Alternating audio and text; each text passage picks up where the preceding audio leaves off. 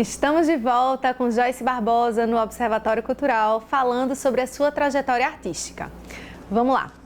Joyce, tem que ter essa pergunta, né? Quais foram os trabalhos, assim, ou um trabalho, enfim, ou no plural também, se você quiser, que marcou ou que marcaram a sua carreira? Que quando você pensa na sua trajetória, você pensa nesse trabalho? Nossa, eu acho que o primeiro é na época que eu estava na Sem Censura, que foi coreografado por Marcelo Pereira, se chamava Vientos del Alma, que depois ele deixou a direção para Rosa Cagliani fazer. E foi muito importante, assim, não só pela temática, mas eu acho que foi a primeira vez que meu corpo sentiu que ele estava confortável num jeito de dançar. E, assim, além do que eu adorava Marcelo, a maneira como ele conduzia os ensaios, gostava muito da aula dele, né? Acho que recentemente ele abriu uma escola de dança no Recife.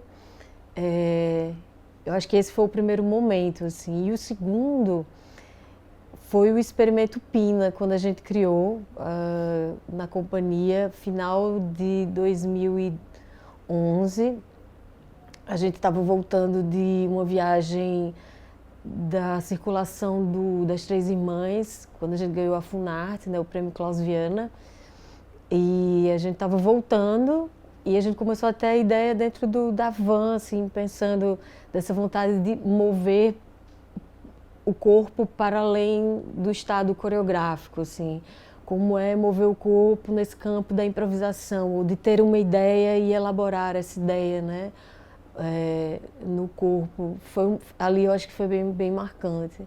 E acho que o terceiro foi o Midrias, em 2019, quando eu estreei em outubro, numa ocupação de espaço da Funesc. Eu dividi a cena com uma colega de Salvador, Isaura Tupiniquim, e o Midrias é um solo que eu fiz em homenagem à minha mãe, né? Que fala do evento da morte dela, né? Não da mãe que ela foi, mas que está ali também, né? De alguma forma, mas sim do evento, né? De quando ela se foi. Acho que ali foi bem marcante. E é um espetáculo bem impactante mesmo, né? Que se apresentou recentemente em Cabedelo. Isso. Fruto de ganho de edital também, né? Ganhou o edital Matriz da Funesc, que é um edital que já tem alguns anos em homenagem ao mês da mulher. E agora foi em março que eu dancei.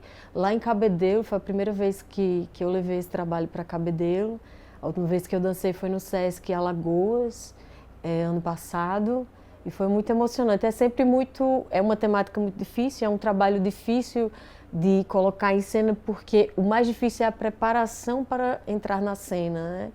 Porque é todo um lugar de ouvir uma certa música, ver fotografias e lembrar do dia. Então, acho que traz uma carga emocional bem forte, bem densa, assim.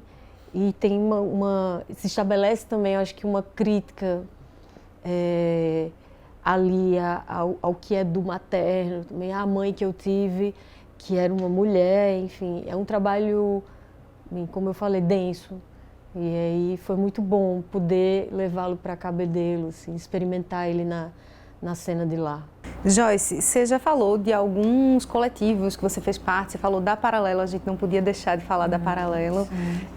Como essa formação coletiva, né, enfim, de estar em outros grupos, como isso impacta hoje a profissional que você é? Como isso te formou, assim, não digo tecnicamente, mas como você acha que estar nesses espaços te projetou?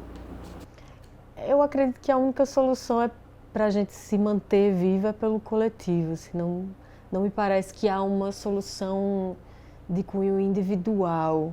Cada vez mais eu tenho certeza disso, sim, porque tudo que eu construí em termos artísticos foi, claro, um grande esforço subjetivo, pessoal, mas foi com a força do coletivo.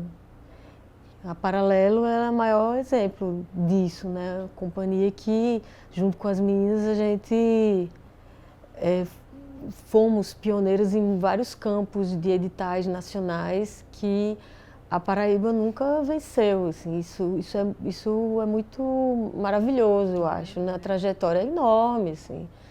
A Funarte, o Klaus Viana, fomos os primeiros a ganhar o Arte na Rua da Funarte, o Ministério da Cultura, perdão, também fomos as primeiras. O Rumos, nenhuma companhia de dança da Paraíba ganhou o Rumos. Nós fomos as primeiras. Então, acho que isso traz um senso de responsabilidade que é coletivo. E nesse momento onde eu vou para São Paulo, quando eu volto, a Paraíba é outra Paraíba para mim. Porque você vai para um estado que é diferente do seu e você sofre uma xenofobia. Né? E foi muito forte. Então, quando eu voltei para Paraíba, eu voltei para outra Paraíba, porque eu era outra Joyce. E ali foi quando o olhar e a contribuição do coletivo se expandiram ainda mais, assim. Porque a gente começou com o projeto das improvisações, uma vez por mês, que era uma jam que a gente convidava alguém de dança para guiar com convidados de música. Isso foi virando um projeto imenso, que ano passado fez 10 anos, que reúne artistas de vários segmentos da Paraíba e de fora, que estão passando por aqui e entram na jam. E foi a partir da jam que eu comecei a me relacionar com pessoas da música. E aí isso já ganhou uma outra dimensão. E você está com cantores, com saxofonistas, enfim, violinistas. Eu acho que isso expandiu ainda mais essa força do coletivo. Não só para os trabalhos da companhia, para os meus solos, mas acho que para a produção artística mesmo, da cidade, de alguma maneira. Né?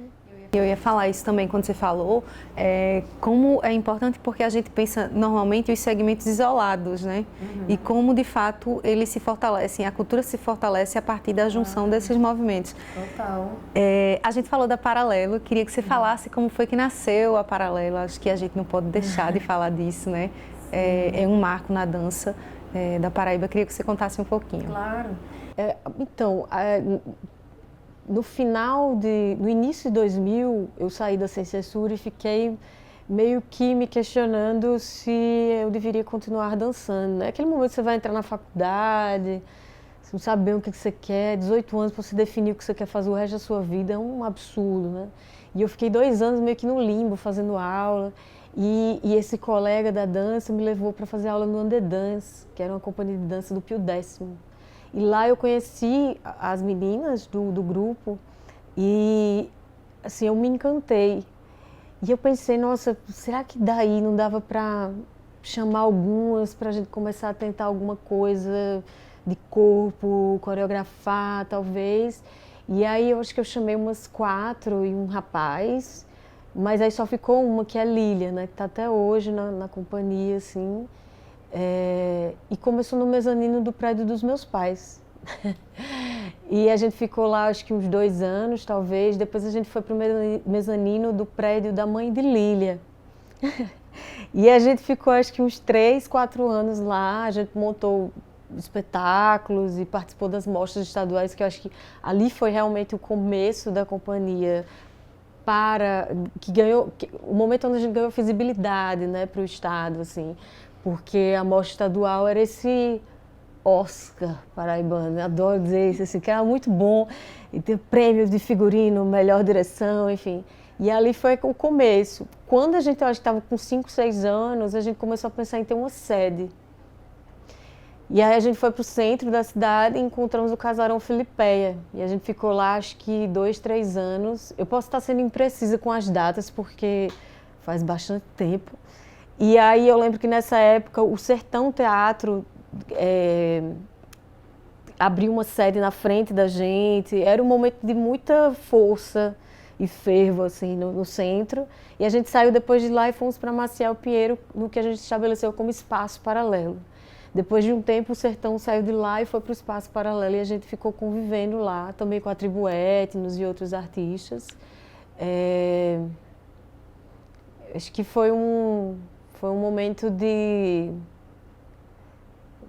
foi um momento maravilhoso, acho que para dividir mesmo, assim, acho que o espaço, estar com os outros, foi incrível, assim, e ter esse lugar de construção mesmo, porque a gente precisa desse lugar, né? A gente precisa de um espaço para trabalhar, enfim. Não sei se respondi sua pergunta, se, Carol, misturei um pouco, mas enfim. Mas você carrega o nome da Paralelo, né? Sim. E como é que isso se traduz ou se mostra hoje? Nossa, que pergunta, né? Acho que é interessante isso, porque é difícil separar, né? Acho que até as meninas falavam, mas você é a Paralelo é você. Acho que, de alguma maneira,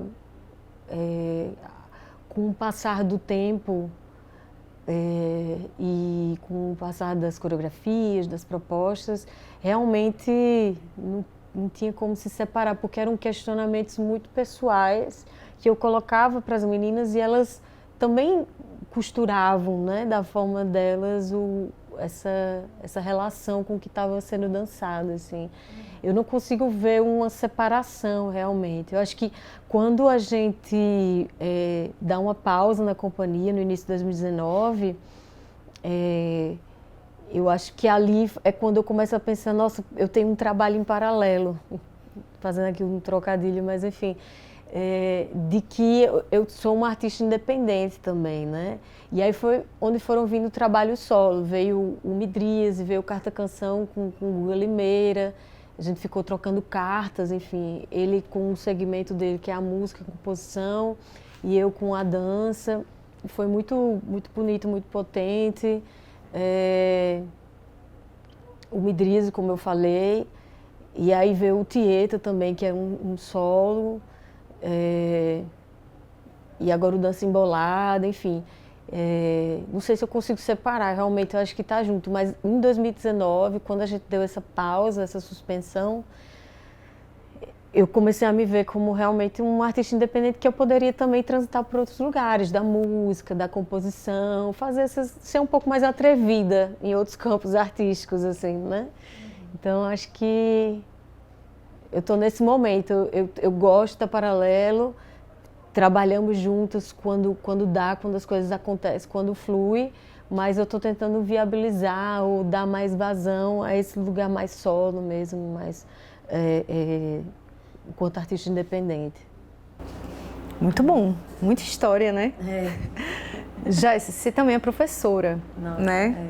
E aí, com toda essa vivência que você falou, eu fiquei pensando como é que isso se aplica na sua sala de aula, né? Como é que você leva isso? E é muita experiência, né? Eu não sei como é que... Eu queria que você falasse um pouco sobre isso, na verdade. Como é que você aplica essa vivência em sala de aula, né? Se separa, sabe? Essa Joyce acadêmica e essa Joyce artista. Como é que isso se traduz quando você está com seus alunos? Na universidade tem muito essa ideia de que tem uma separação teoria-prática, né? Eu, particularmente, não acredito. Não acho que dá para ser, né?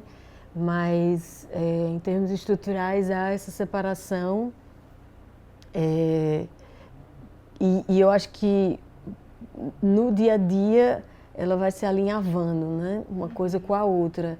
Então, há semestres onde eu estou com disciplinas que chamam de mais teóricas e outros que são mais semestres que são componentes mais práticos, assim. E eu tento não negar a minha história como artista, como bailarina, como coreógrafa, enfim, para chegar até o lugar teórico. Eu acho que são caminhos que dançam juntos, assim, não consigo realmente, de fato, separar.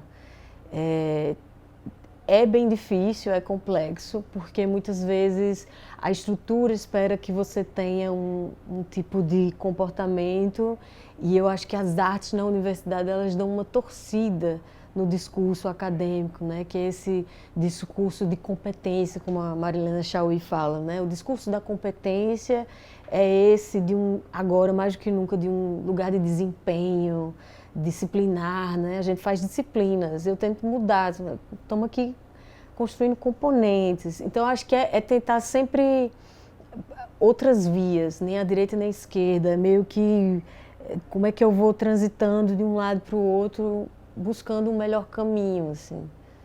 Acho que é isso que eu tenho tentado fazer com a universidade no discurso acadêmico. Porque sabe o que acontece, Carol, é que o discurso artístico, ele é completamente diferente do discurso acadêmico. Só que os dois estão juntos num lugar só. E aí, nesse choque, há a produção de muita tristeza, de muito cansaço, porque enquanto um busca o desempenho, o outro busca a interrogação. E uma coisa se choca com a outra, assim. Um é um discurso do mestre, o outro é o discurso artístico, e aí do analista, que a gente chama, né? Aí eu acho que choca bastante.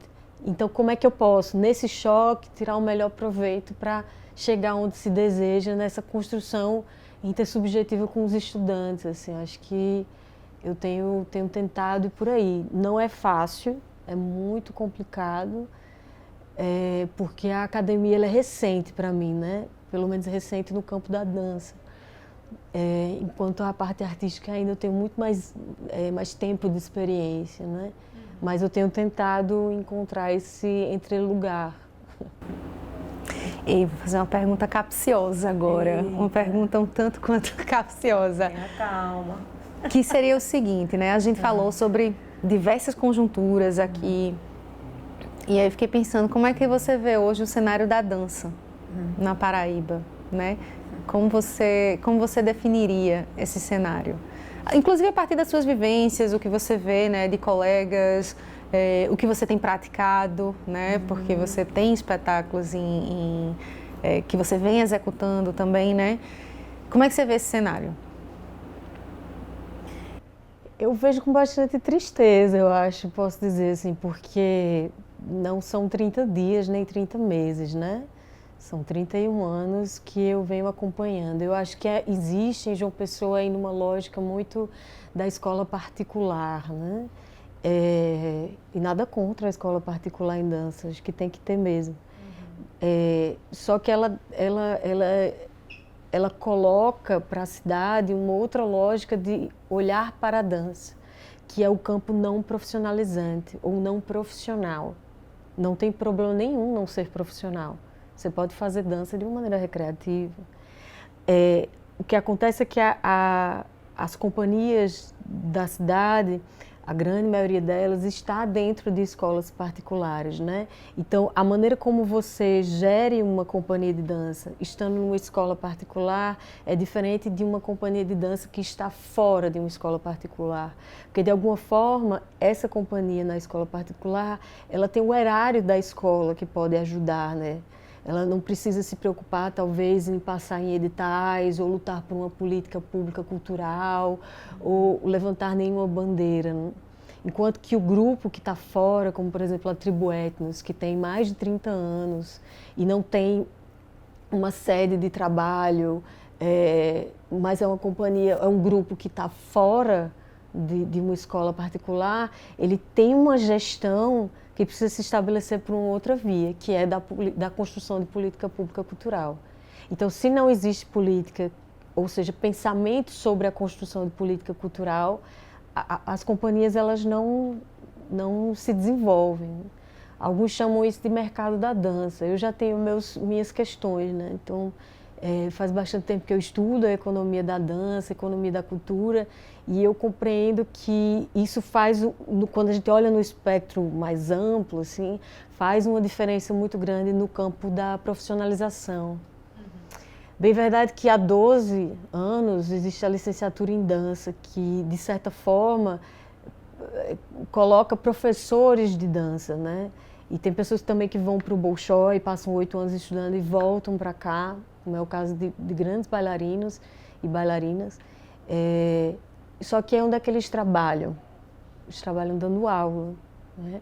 E dar aula é diferente de você ser um artista da dança, né? Um bailarino, uma bailarina, enfim, um diretor ou uma diretora. São dois caminhos diferentes.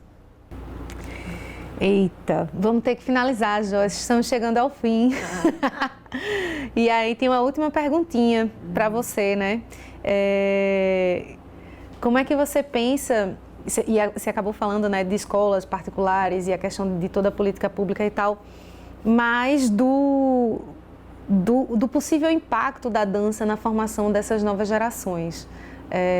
Então, as pessoas que estão ingressando, né, inclusive na idade que você ingressou, né, muito novinha, como você acha que essas pessoas vão ter a oportunidade ou não de se profissionalizar e, enfim, esse caminho que você traçou, como você acha que isso vai acontecer daqui para frente? Nossa, Carol, são múltiplas as vias, né? Assim, porque com o advento das redes sociais, principalmente desse lugar de TikTok ou a tiktokização da dança, esse lugar mais chapado, a lógica da cópia, plágio, reprodução, isso tem colocado em xeque a construção criativa mesmo. E aqui eu gostaria de dizer que não há nada de certo nem de errado. Eu falo só como uma constatação do que vem acontecendo. E eu acho que isso tem